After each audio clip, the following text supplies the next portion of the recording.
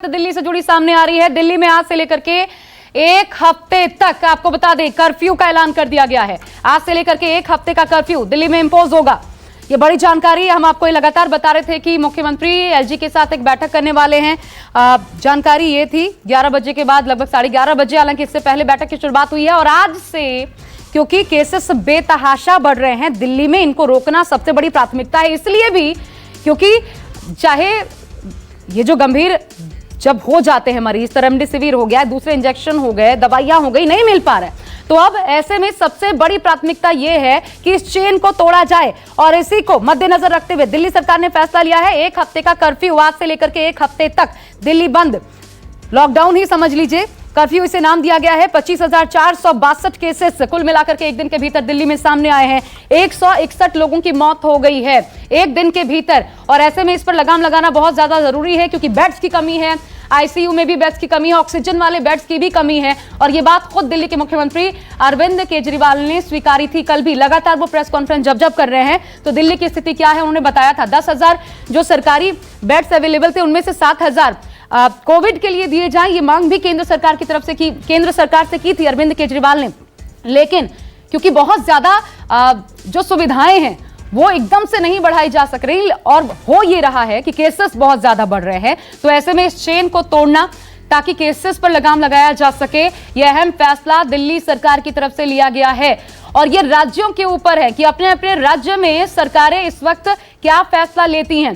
केंद्र के साथ बैठकें भी हुई, उसमें भी राज्यों की तरफ से डिमांड्स रखी गई, लेकिन ये राज्यों के ऊपर निर्भर है कि वो अपने प्रदेशों में कैसे कोरोना को कंट्रोल करते हैं। तो दिल्ली सरकार का यह अहम फैसला सामने आया है। इधर महाराष्ट्र, आपको बता दें, महाराष्ट्र में लगातार 1 मई तक है ही यही कर्फ्यू लगा हुआ है। चेन तोड़ने की कोशिश वहां भी जारी है। और दिल्ली में जहां पर एक दिन के भीतर कल ही 25,462 केसेस सामने आए हैं और 161 लोगों को अपनी जान गंवानी पड़ी, ऐसे में इसकी रोकथाम के लिए एक हफ्ते का कर्फ्यू लगाने का फैसला दिल्ली सरकार की तरफ से लिया गया है। एलजी के साथ बैठक थी दिल्ली के मुख्यमंत्री अरविंद केजरीवाल की, और बहुत अहम फैसला। मैं एक कमेंट ले लेती हूं, मेरे साथ डॉक्टर्स का पैनल भी मौजूद है और इसलिए महत्वपूर्ण हो जाता है। सर, ये कितना बढ़िया फैसला है, जरा बताइए डॉक्टर राजीव रंजन, कितनी जरूरत थी इसकी?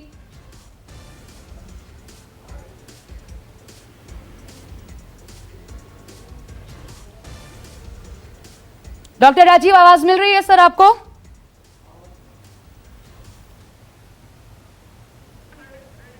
सर तक आवाज नहीं पहुंच पा रही, लेकिन रवि मलिक साहब, सर आप बताइए कितना महत्वपूर्ण फैसला और कितनी जरूरत थी दिल्ली को इसकी? बिल्कुल जरूरत थी इसका फैसला जो है पहले भी लिया जा सकता था और हमें इसकी आवश्यकता थी ही थी। लेकिन डेफिनेटली सरकार को बहुत सारी चीजें देखनी है, इकोनॉमी वगैरह, लेकिन इसकी डेफिनेटली जरूरत है। 100% इसकी आवश्यकता है और ये शायद एक्सटेंड भी होगा। जिस तरह से केसेस बढ़े जा रहे हैं, ये अभी एक हफ्ते के लिए हुआ है, ये आगे एक्सटेंड भी होगा।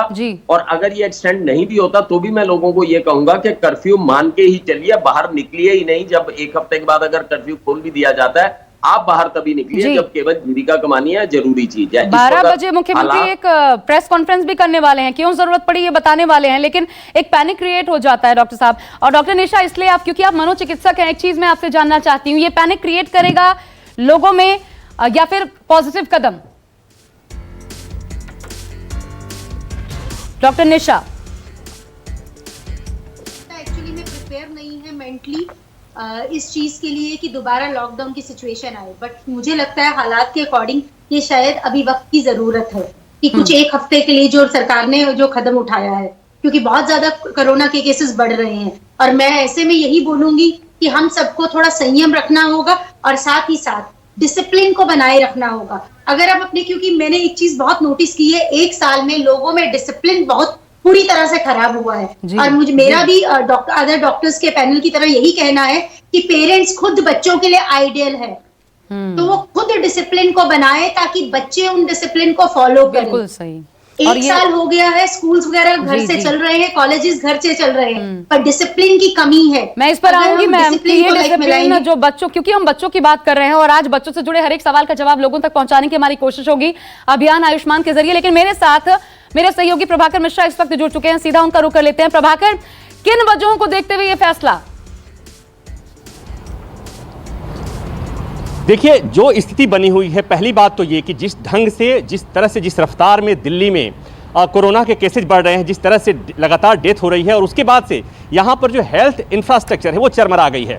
तो इस समय अब कोई उपाय नहीं दिख रहा है, और इसीलिए जो मीटिंग हुई है उस मीटिंग में ये फैसला लिया गया है। सूत्रों के मुताबिक 12 बजे के आसपास प्रेस कॉन्फ्रेंस होगा, जिसमें इस बात की जानकारी दी जाएगी लॉकडाउन लगाने की।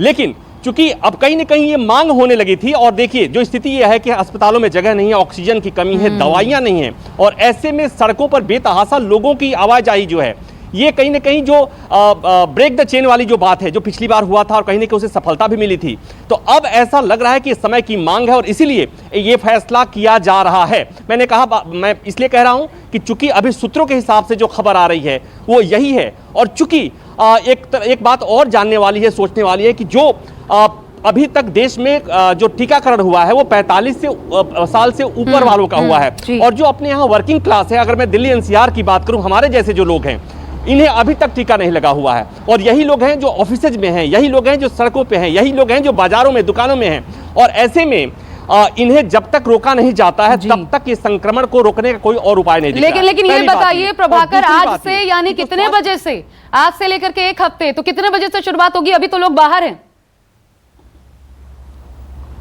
देखिए, अब ये एकदम से नहीं होगा। जो होगा कि तत्काल प्रभाव का मतलब ये होगा कि शाम को 7 बजे या 8 बजे इस तरह का कोई फैसला लिया जाएगा, क्योंकि अगर मेरे जैसा या आपके जैसा आदमी कोई घर से बाहर निकला हुआ है तो उसे उसके जगह पर, उसके डेस्टिनेशन पर जाने का समय दिया जाएगा। इसके पहले ये नहीं होगा। लेकिन हाँ, इतना है कि उस टाइम के बाद मान लीजिए कि हम ये कह सकते हैं कि आज रात से, चाहे वो 7 बजे हो या 8 बजे हो, एक हफ्ते के लिए। और मैं आशा, मैं बार बार एक बात ये कह रहा हूं कि ये अब मांग उठने लगी है। क्यों मांग उठने लगी है? इसलिए कि जो वर्किंग क्लास है, जिन्हें वैक्सीनेशन नहीं हुआ है, वो लोग, उनके घर के प्रत्येक आदमी, किसी न किसी के घर के आदमी को संक्रमण हो चुका है। वो या तो दवा अरेंज करने में लगे हुए हैं, अस्पतालों के चक्कर लगा रहे हैं, या खुद बीमार हैं, या चाहे उनका अपना कोई जानने वाला बीमार है। तो ऐसे में लॉकडाउन ही एक चारा है। अब दूसरी बात यह है कि क्या इस लॉकडाउन के बाद जो स्वास्थ्य सेवाएं चरमराई हुई हैं, क्या उसमें कुछ सुधार होगी?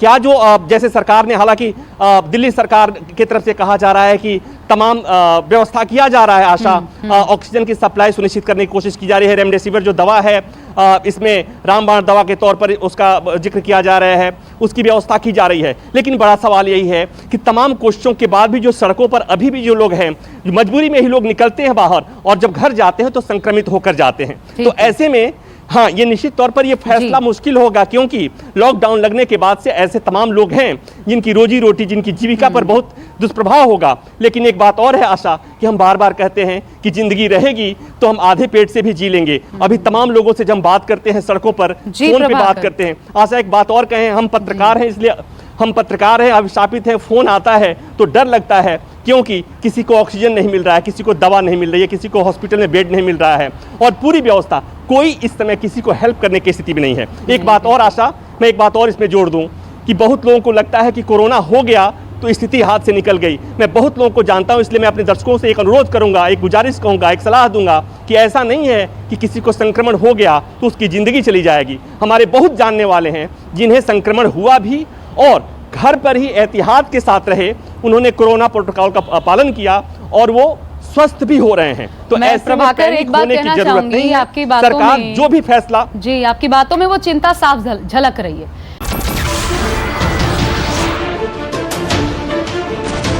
नमस्कार, मैं हूं मानक गुप्ता। अगर आपको हमारा ये वीडियो पसंद आया हो तो इसे लाइक और शेयर जरूर करें, और हाँ, हमें सब्सक्राइब और फॉलो करना ना भूलें, ताकि आप देश और दुनिया की कोई खबर मिस ना करें। तो जुड़े रहिए हमारे साथ और देखते रहिए न्यूज़ 24।